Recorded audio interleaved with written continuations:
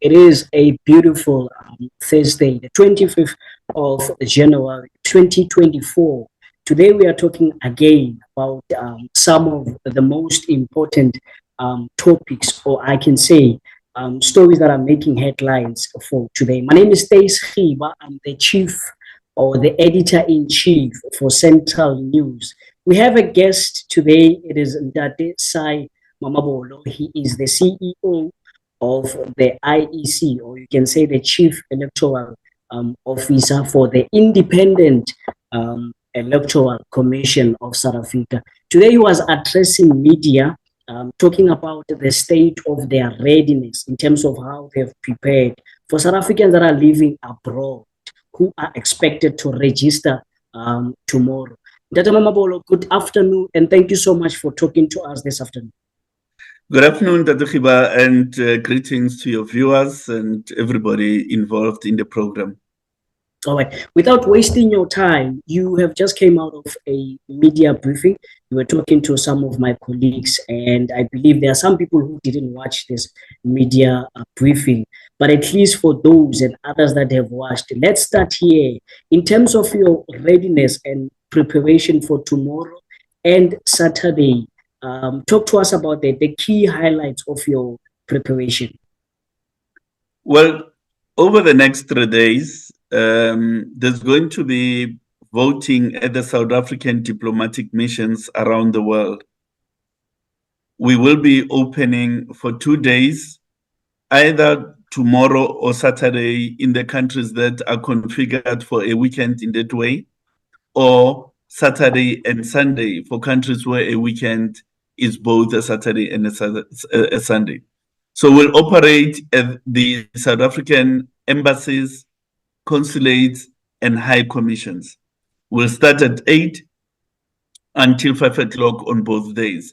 The intention really is to provide an opportunity for South Africans who are living outside of the country, to provide them an opportunity to enlist on the voters' roll and therefore be in a position to vote when voting time comes. So it's really an important opportunity for them to come to the missions and enlist as voters. You have faced criticism recently, and especially even last year. This is because of millions of South Africans couldn't register last year for this, and I think a number, it's at least 2 million. And a political party in South Africa, Democratic Alliance, DA, is also threatening to take you to court if you do not open some of the voting stations, or maybe let's say increase them. But let's start here. This time, how are you going to deal with that issue of South Africans that are not being able to register? Do you have maybe a digital platform that you open for them, and how is that going to work? No, there is a digital platform like there is in South Africa. That digital platform, the online registration portal for overseas, was opened in December last year. And so far, 18,000 South Africans have used that facility. A majority of them in the United Kingdom, in the Netherlands, in the United Arab Emirates, Kenya, and so on. So if you can't travel to the embassy, it's not a problem. You do have an opportunity to register online. But having said so, the IC has no discretion to designate additional voting centers because the matter is regulated in the law. So if someone is aggrieved by what the law says, then they need to hold the parliament to the court. The IC doesn't make law. The IC is an implementer of the electoral law and not the creator of the electoral law. In terms of that, the voting station, I want us to stay on this one. In terms of those voting stations outside of the country, do you have enough of them? Because I believe there are South Africans who are outside because of work. Some are studying outside of the country. Some are visiting their families, and some are there for various reasons. Do you have enough voting stations for these South Africans?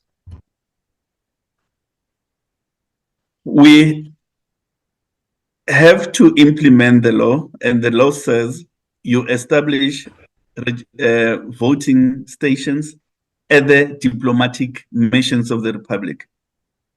And it's a peremptory provision of the law.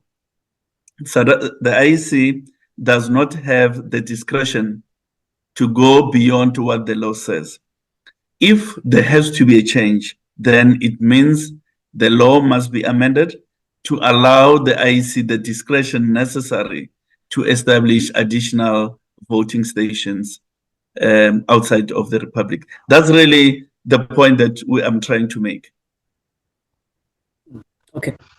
Maybe let's look into this other point that I also think it's important. You have indicated that you would have a digital platform, which is also good, but you also have physical stations that are there.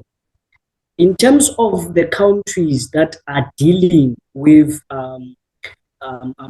national laws, or not national battles and fights that are happening, I think Israel is one of them, whereby you find maybe there are still South Africans who are in these countries who have to register. How are you going to deal with that? Is it still your responsibility or not your responsibility as the IEC to at least make sure that those stations are safe for them? Well, we got an indication from DECO. Remember, the diplomatic missions within the purview of control of DECO. So they indicated to us that there are three stations, three diplomatic missions that are not operational at the moment. And that is Tel Aviv in Israel, Sudan, as well as Ukraine. Our message to South Africans who are living in those countries is that use the online facility, because we don't know, it may well be that the conflict situation in those countries is resolved. And once it's resolved, we may be able to establish voting stations and to enable them to vote.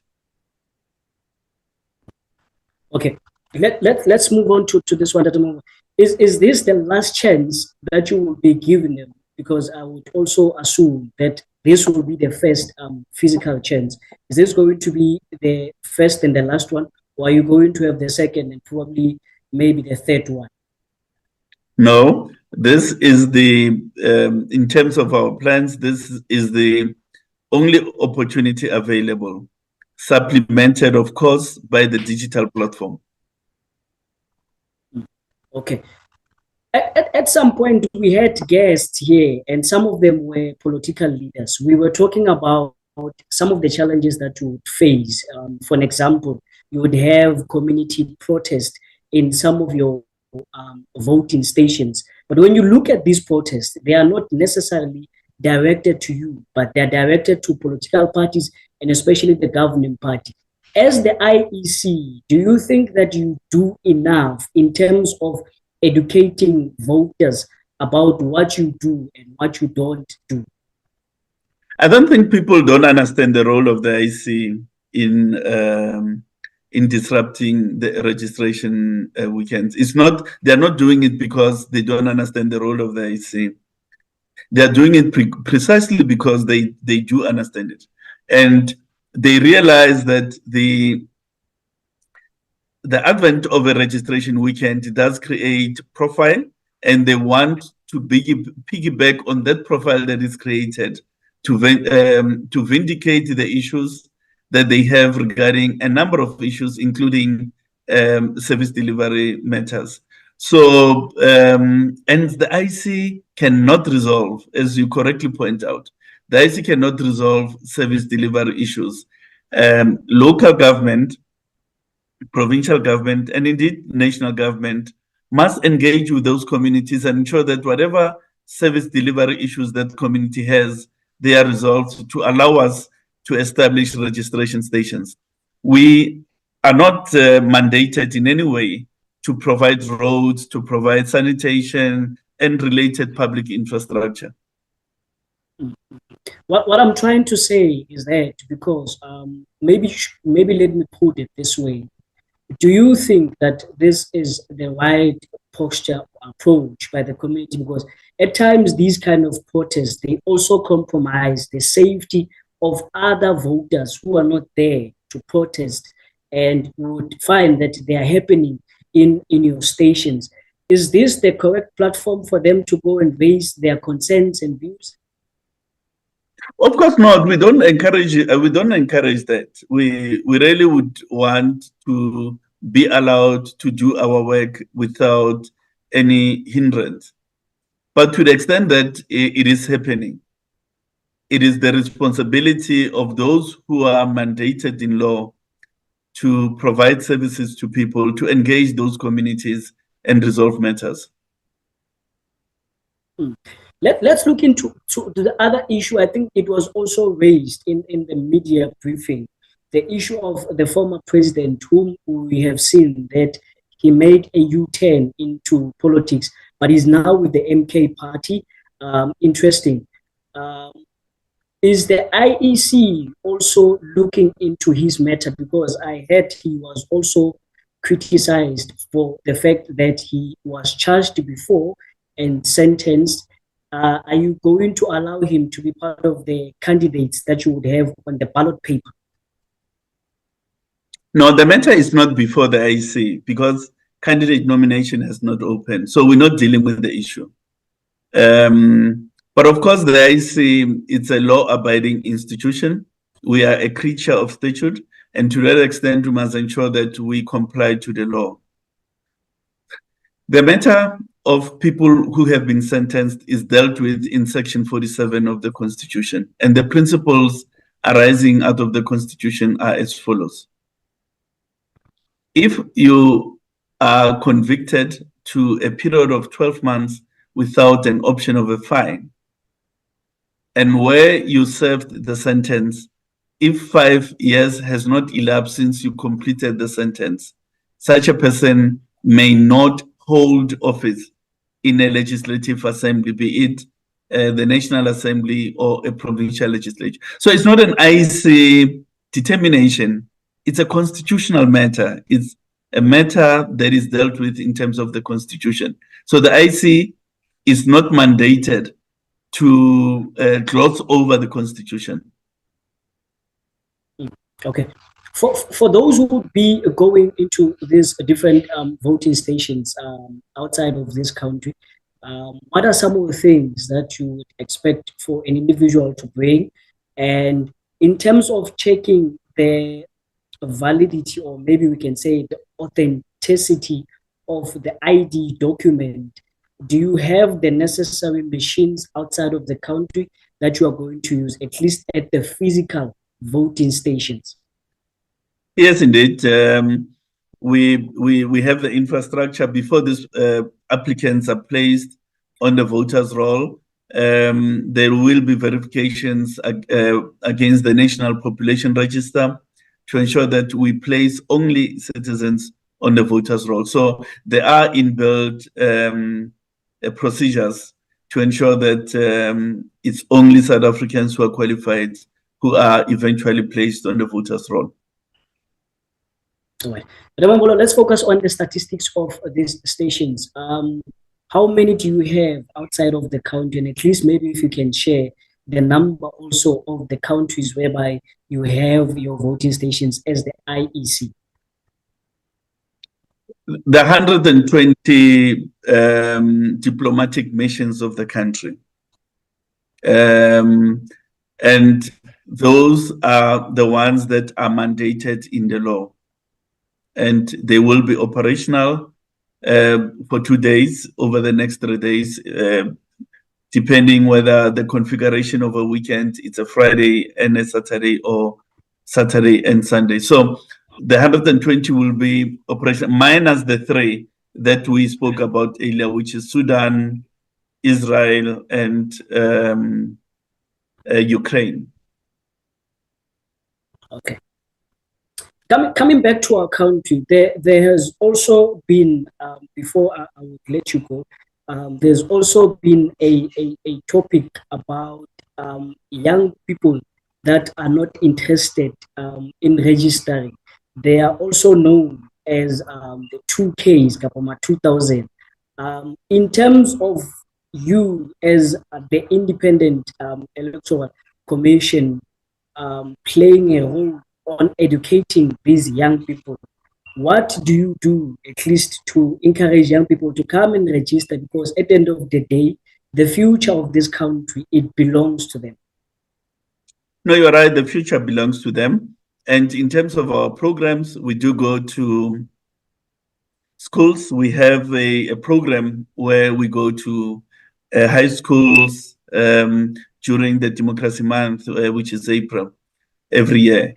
And there we engage with them. We ensure that those who have IDs are registered and so on.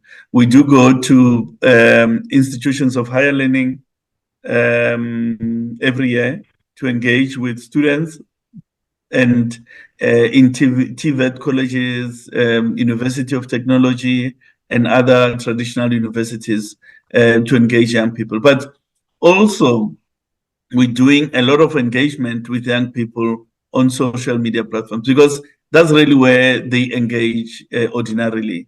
So hence, we've got to use those channels to ensure that we talk to young people. Yeah, because I was about to ask you about the social media platforms, because I think that's where a lot of young people are these days. But also maybe because you are exposed to the statistics that you have in your offices there, in terms of the numbers just for this year, are you able to at least share with us for South Africans that have decided to register last year? Do we have many young people or is older people that have came forward to register to vote for this year? Look, let's take the registration weekend that we had in November. There are 568,000 persons who registered for the first time in November. A whopping 78% of them were young people. And we hope that the trend will continue. Of course, we are coming off a low base, but the reality of the matter is that given a chance and engaging with young people, the message is beginning to make inroads. And we hope that, again, when we have the second registration weekend, young people will be the majority of those who are coming onto the voters' roll for the first time. All right. Is this number happening for the first time or coming to this point of having a lot of young people that came forward to register? Or even when you look at last time when you had the registration processes, did you have a lot of young people or older persons? No, it's the first time where we have such a substantial majority of young people coming onto the roll for the first time. And that's why we're saying we think our message and our engagement with young people is beginning to turn the situation around. All right. It's very interesting that you are mentioning that this time around, at least a lot of young people came out, 70% of them. But Mamabolo, maybe the last one on this point, also just to remind South Africans in terms of the stations that you have outside of the country, are you able to at least maybe mention in those diplomatic countries, especially the ones that we have embassies as South Africans or ambassadors in those countries, how in terms of top 10, how are we looking at it? Are you able to name those countries, maybe 10 of them? Yes, we have the United Kingdom, we have London there. We have the United Arab Emirates. We have the consulate in Dubai. And we have the Netherlands. We have The Hague. We have Canberra in Australia. We have a mission in New York, as well as one in Washington in the United States. And then don't forget the African countries. We have Gaborone in Botswana. We have Maseru in Lesotho. We have Harare in Zimbabwe. we have Tunis in Tunisia, and so on. So those are some of the missions that will be operational over this coming week. How many stations do you have in China and Russia? Because China is also regarded as one of the big countries, and especially the ones that have good relations with South Africa. No, we have the embassy as well as a consulate. So there are two in China. Okay. Mamabolo, thank you so much for talking to us this afternoon. Thank you so much for sharing this critical information with us. We hope that South Africans will go out in numbers to register to vote and also look into their social media and digital platforms. Last question, where can they at least find this link in a direct platform so that they can register online? It's on the IEC website, which is elections.org.za. If you go to where to register, and then you go to registering the voter registration portal for citizens abroad, then you click on there, and then the form is available there. All right, that's Mr Sy Mamabolo, the CEO of the IEC, was talking to us about the state of their readiness and preparation. His speech was not that long, and the questions that he also received today were also not long. I think at this point, we can clearly say that we would watch and monitor how things are going to happen, at least tomorrow and a day after that. And if we have anything, we'll talk to the relevant people in their media department about this topic of the registration process for South Africans that are living abroad. Thank you so much for watching even for today. Leave a comment and also share your views.